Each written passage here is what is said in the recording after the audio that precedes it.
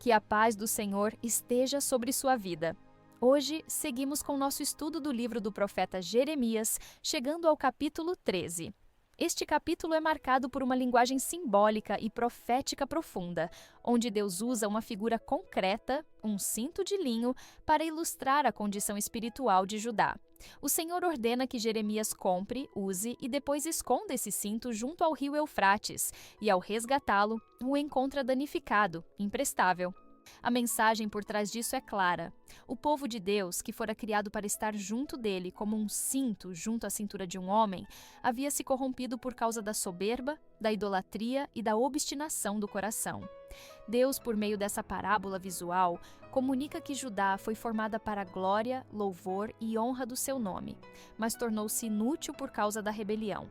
A metáfora do cinto estragado é um julgamento severo, porém justo, sobre um povo que se afastou do propósito para o qual foi chamado. Ao longo do capítulo, o Senhor continua usando imagens fortes, como a de odres que devem ser enchidos com vinho, para anunciar o juízo que virá sobre os reis, os sacerdotes, os profetas e todo o povo que não deu ouvidos à sua palavra. Jeremias 13 é um chamado ao quebrantamento.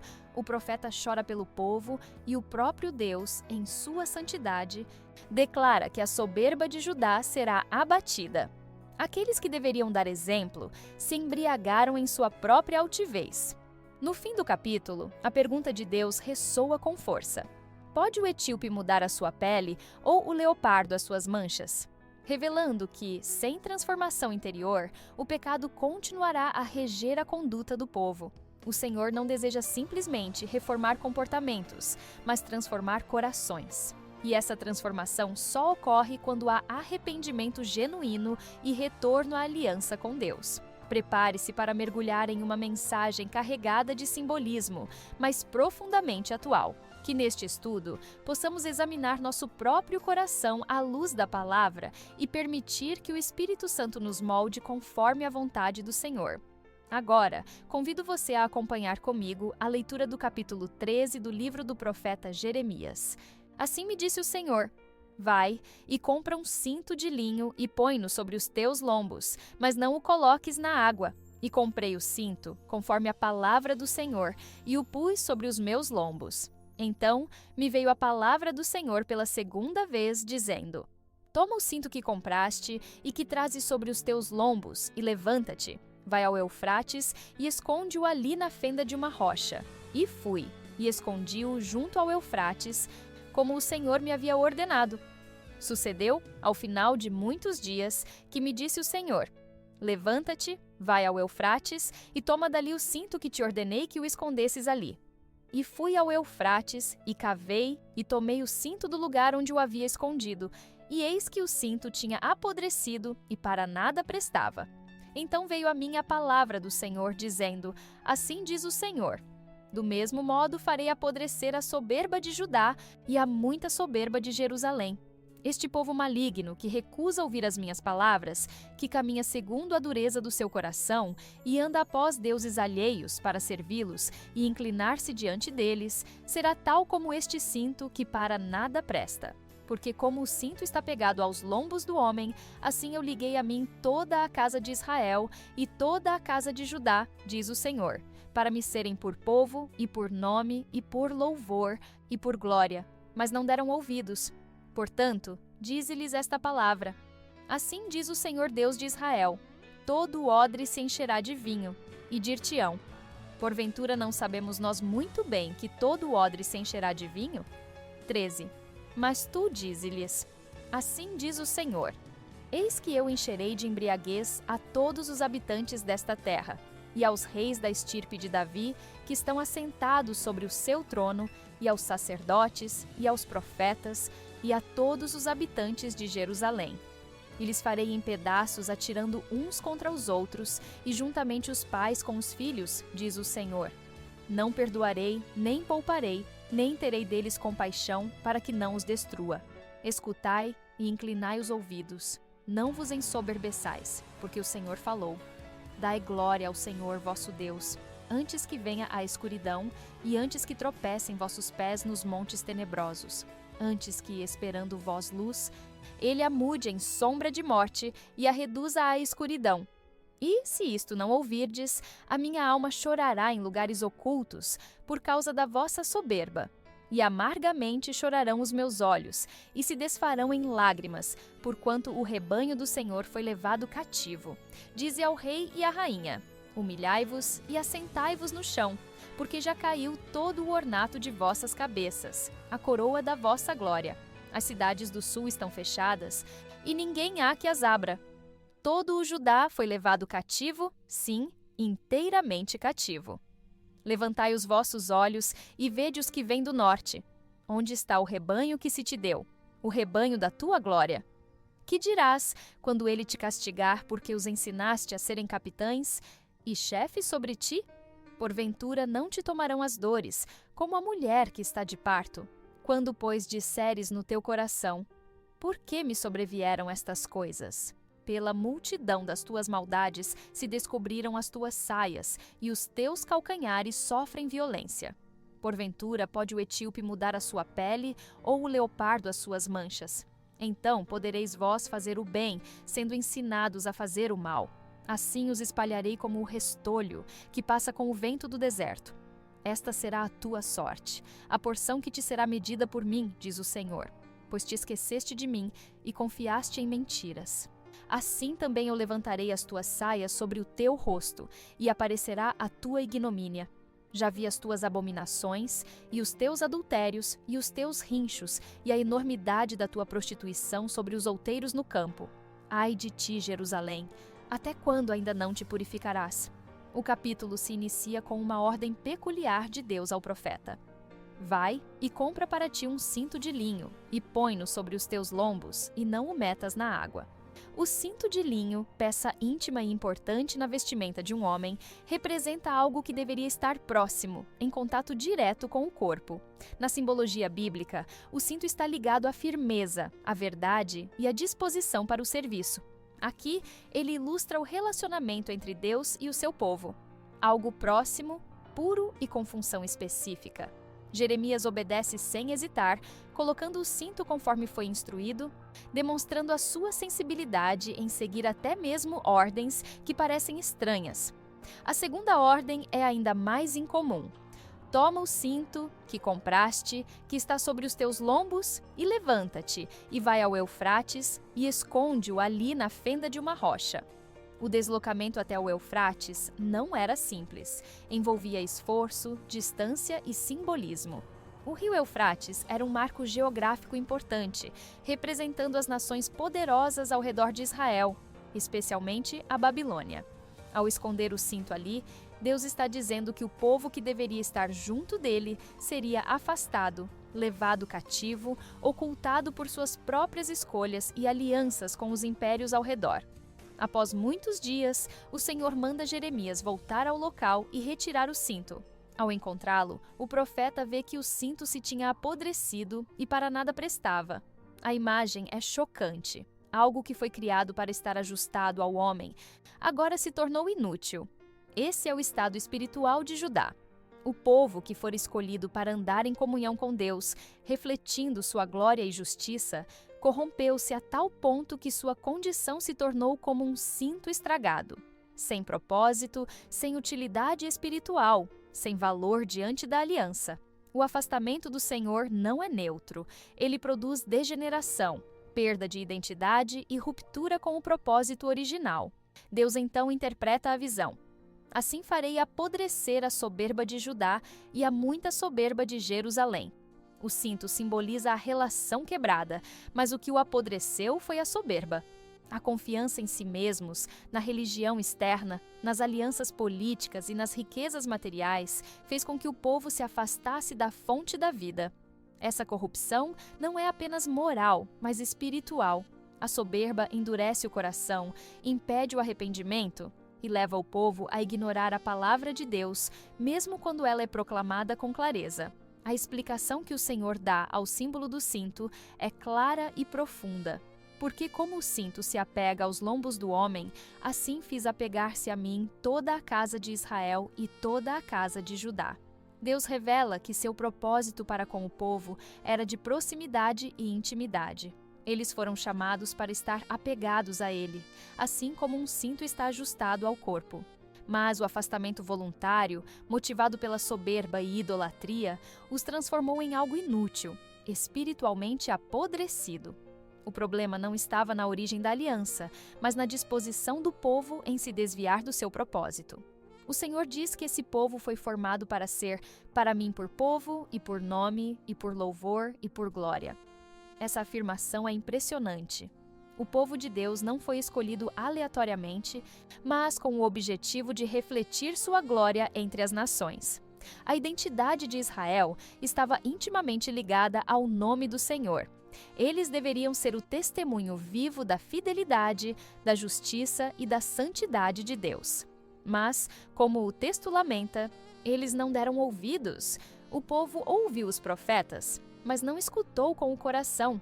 Rejeitou as advertências, endureceu o espírito e preferiu seguir o curso das nações ao redor.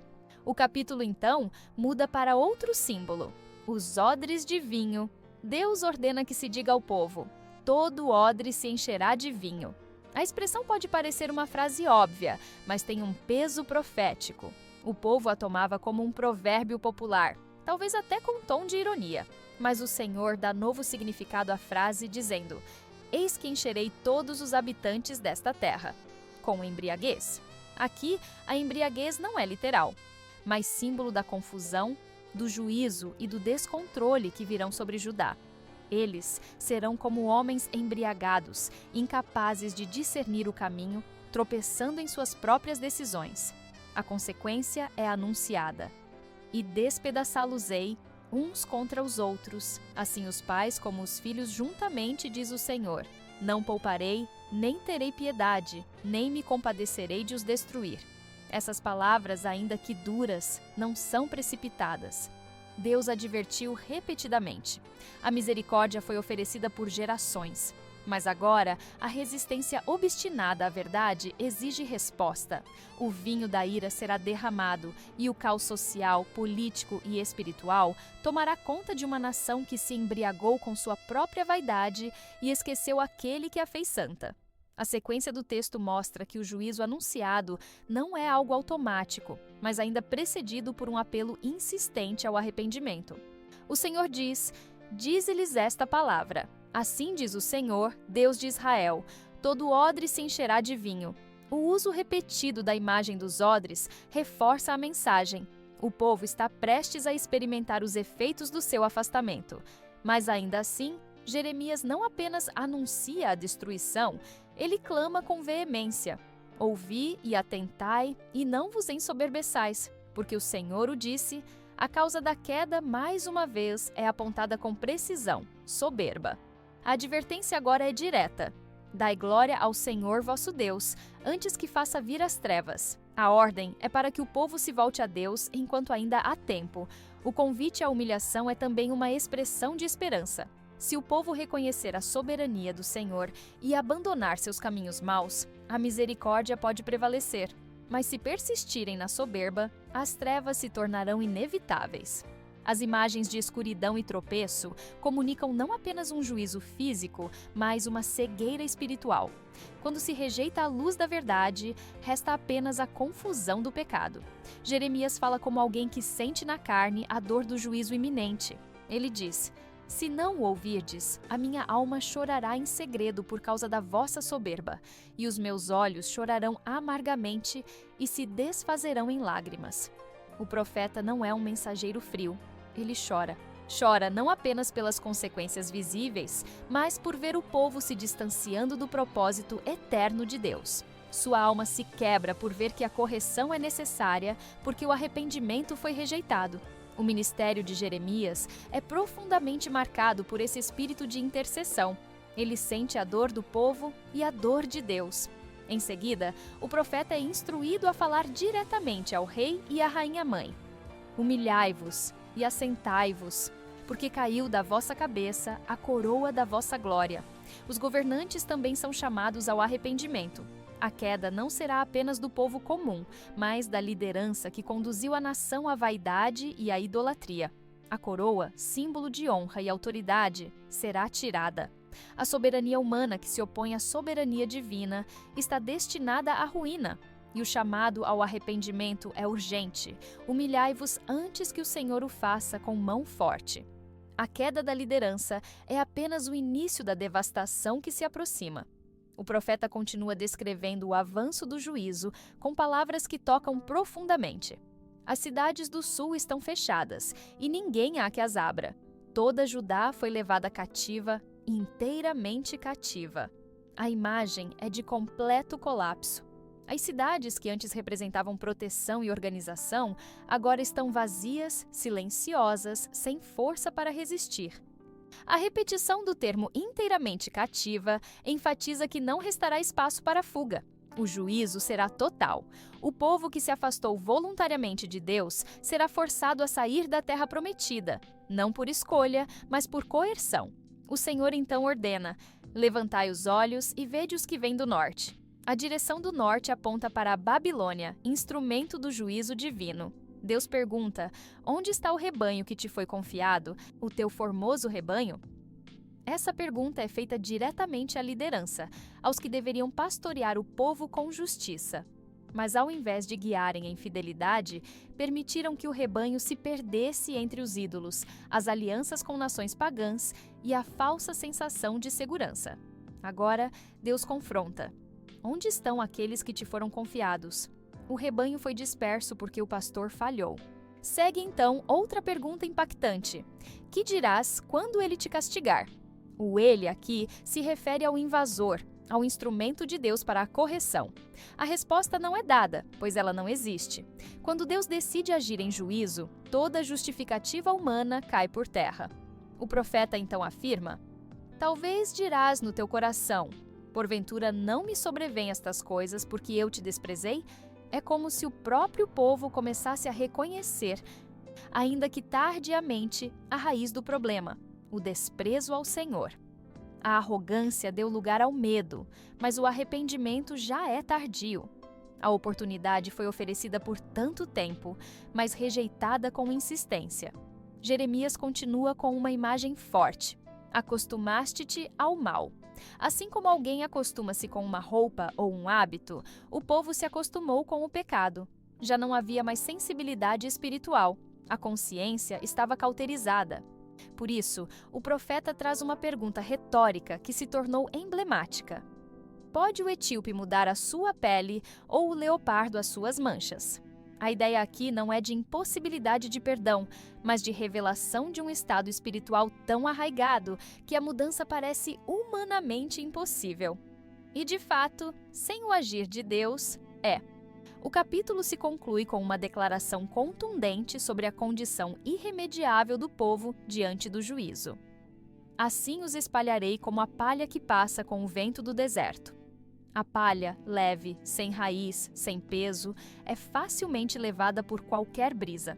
Essa figura ilustra bem a realidade espiritual de Judá naquele momento. Ao rejeitarem a verdade, o povo perdeu estabilidade. Tornaram-se vulneráveis, sem resistência contra as forças que os cercavam. Sem alicerce na palavra, qualquer vento, seja político, religioso ou cultural, os arrastava. Deus não os compara com árvores firmes ou montanhas estáveis, mas com palha, frágeis, dispersos e sem direção. O Senhor então revela a consequência direta dessa condição. Esta é a tua sorte, a porção que eu te meço, diz o Senhor, porque te esqueceste de mim e confiaste na mentira. O povo colhe aquilo que semeou. O esquecimento de Deus não é apenas um ato de negligência, mas uma traição consciente. Eles conheciam o Senhor, haviam visto suas obras, experimentado seu cuidado, mas escolheram confiar na mentira, na segurança dos ídolos, nos rituais vazios, nas alianças políticas, nas palavras dos falsos profetas. Agora, Deus entrega a porção que cabe àqueles que preferiram o engano à verdade. Em seguida, o Senhor utiliza uma imagem vívida e constrangedora. Portanto, eu também levantarei as tuas vestes sobre o teu rosto e aparecerá a tua vergonha. A exposição da vergonha simboliza o juízo público. Aqueles que pecaram às escondidas, mantendo uma aparência de santidade, agora terão sua nudez revelada. Não haverá mais como esconder o pecado sob rituais ou palavras bonitas. A santidade do Senhor exige justiça. Aquilo que foi praticado às escondidas virá à luz. A vergonha será coletiva, pois o povo se gloriava da aliança enquanto a quebrava dia após dia. O Senhor então lamenta: adúlteros estão nos teus outeiros e nos teus campos. Vi as tuas abominações. Os altos e os campos, lugares que deveriam produzir adoração e sustento, tornaram-se palco de idolatria. O adultério aqui não é apenas físico, mas espiritual. O povo traiu o Senhor com os deuses das nações. O capítulo encerra com um gemido divino. Ai de ti, Jerusalém! Até quando ainda não te purificarás? A pergunta de Deus ecoa como um apelo.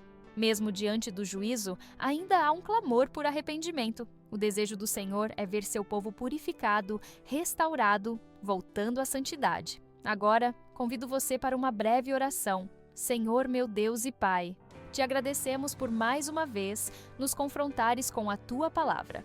Aprendemos que fomos chamados para estar próximos de ti, como o cinto junto à cintura, mas tantas vezes temos nos afastado por soberba, vaidade e desobediência. Perdoa-nos por confiar em mentiras e abandonar a verdade que nos liberta. Purifica o nosso coração, Senhor, e não permitas que nos acostumemos ao pecado. Ensina-nos a dar ouvidos à tua voz, a valorizar tua presença e a viver como povo separado para louvor da tua glória.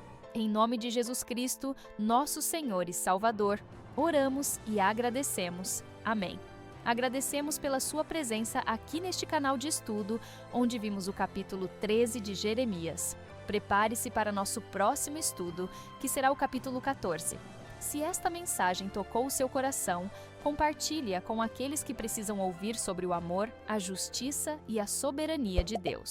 Cada compartilhamento é uma semente lançada em solo fértil, e o Senhor, em sua infinita graça, abençoa aqueles que dedicam suas vidas a espalhar a verdade de sua palavra. Junte-se a nós nesta missão de alcançar mais vidas com a mensagem do Evangelho. Compartilhe este estudo com amigos, familiares e em suas redes sociais, permitindo que mais pessoas conheçam a fidelidade do Senhor e encontrem segurança em sua presença. Que o Senhor abençoe sua vida abundantemente, renove suas forças e o guie em cada passo do caminho. Amém.